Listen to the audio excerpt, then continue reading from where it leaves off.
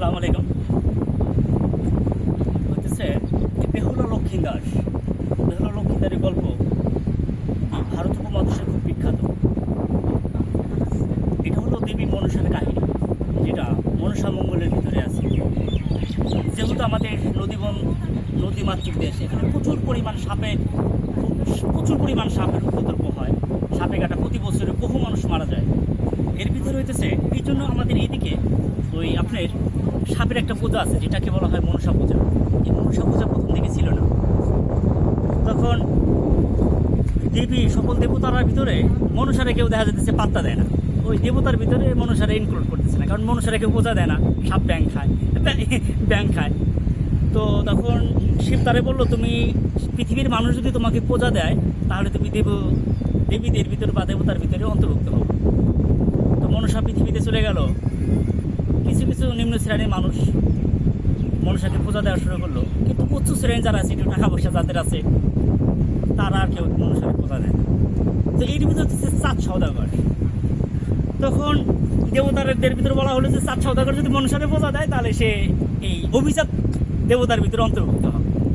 তো চাঁদ সওদাগরকে প্রস্তাব দেওয়া হলো, তুমি আমার পূজা দাও। মনসা চাঁদ সওদাগর বললো, চাঁদ সওদাগর কয়, তুমি খাও ব্যাং, আমি এই হাতে দিই শিবের পূজা, সেই হাতে তোমাকে আমি কীভাবে পূজা দেবো? তুমি ব্যাং খাও, জায়গায় জায়গায় ঘুরিয়ে বেড়াও।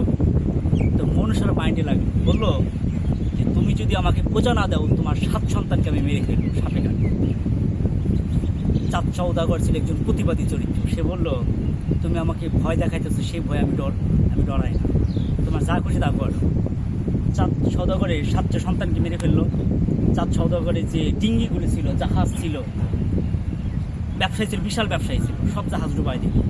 এর ভিতরে হইতেছে চাঁদ সওদাগরের বউ বহু পূজা অর্চনা করে তাদের একটা সন্তান হয়, নাম হইতেছে লক্ষ্মীন্দার। সেই লক্ষ্মীন্দারের বিয়ে হয় বেহুলার সাথে। তো চাঁদ সওদাগর দেখছে সাপ আগেরগুলো সবগুলো সাপে কেটে মারছে, এই আমার একটা ছেলে আছে, এটা তো বাসর করে। ও মনসা করে বলছে, ছেলে বড় হইতেছে হোক, অসুবিধে নাই, বাসর করে সাইজ করে দেবো। তো এর ভিতরে তো চাঁদ সওদাগর কী করলো, বিশ্বকর্মা মানে যারা সকল ধরনের যে এইগুলো আছে, শিল্পকর্মগুলো আছে, এগুলোতে বিশ্বকর্মা এগুলো করে। বিশ্বকর্মার দিয়ে একটা লোহার বানালো, বাসর ঘর তৈরি করলো। কিন্তু বিশ্বকর্মা একটু ফাঁকি দিল, একটু জায়গা রেখে দিল সাপ প্রবেশ করার জন্য।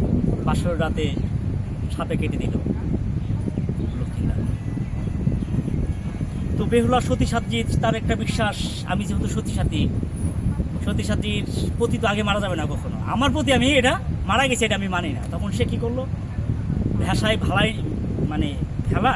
ভাষায় নিয়ে গেলো তার স্বামীর লক্ষ্মীদারকে। সে স্বর্গে চলে যাবে, স্বর্গে যে তার স্বামীর প্রাণ ফিরে নিয়ে আসবে। যাইতেছে তো স্বর্গ তো আর 4টিখানি পথ না। তো এর ভিতরে একটা মহিলার দেখে, ওই রূপানি ছেলেরে ধাপ করে মাইরিয়া মৃত করে হেরে, তারপর সে কাপড় চোপড় দেওয়ার পর আবার ছেলেরে তাজা করে আবার নিয়ে যেতেছে। তখন বেহুলা তো বুঝে গেল যে এটা তো স্বর্গের লোক। সেই দোকানের সহযোগিতা বেহুলা স্বর্গে যায়। স্বর্গে যাওয়ার পর তখন সকল দেবতারা সেই নৃত্য করে গান গেয়ে সবাইকে মুক্ত করে। তখন তাকে বলা হলো যে তুমি একটা বর চাও। তখন বললো, আমার স্বামীর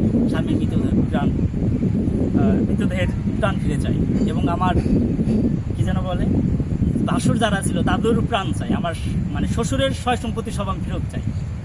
তখন তো মনসা, সে তো আর সারবার পারত না। তখন মনসা বলতেছে, তো আমি সব ফিরেতে রাজি আছি, চাঁদ সওদাগর যেন আমার পূজা দেয়। বললো যে ঠিক আছে, অসুবিধা নাই, আমার শ্বশুর আপনাকে পূজা দেবে, আপনি এগুলো সকলকে ফেরত দেন। তো সব কিছু ফেরত পাওয়া গেলে চাঁদ সওদাগর তো আর ফেরত দেয় না, এই মানে পূজা দেয় না লক্ষ্মী মনসারে। তখন বেহুলার অঝরে কান্না শুরু করে দিল যে চাঁদ সওদাগর তার সন্তান মারা গেছে, টলে নাই, অথচ তার পুত্রপুত্র চোখের জলে। সে বলে, আচ্ছা ঠিক আছে মা, তোমার কথা আমি মেনে নিলাম। তখন সে চাঁদ সওদাগর কী করলো, পিছন ফিরে পূজা দিল। এই মনসা পূজা যারা দেখছেন তারা হয়তো বা দেখছেন ব্যাপারটা, পিছন দিয়ে পূজাটা দেয়। এখানে একটা উল্লেখযোগ্য বিষয় হচ্ছে, তখন মধ্যযুগে দেবতাদের উপর কথা বলার মতন কেউ ছিল না। সেই জায়গায় চাঁদ সওদাগর দেবতারের টেক্কা দেয়া সে তার বিদ্রোহী চরিত্র প্রকাশ পেত। আবার সেই চাঁদ সওদাগর তার পুত্রপুত্র চোখের জলে কাছে মমিন মতন করে গেল। এটা বলা হয় মুর্শি হৃদয়। কখন টলে যাবে, কখন গলে যাবে আর কখন শক্ত হবে বোঝা কঠিন। ধন্যবাদ সবাইকে। আসসালামু আলাইকুম।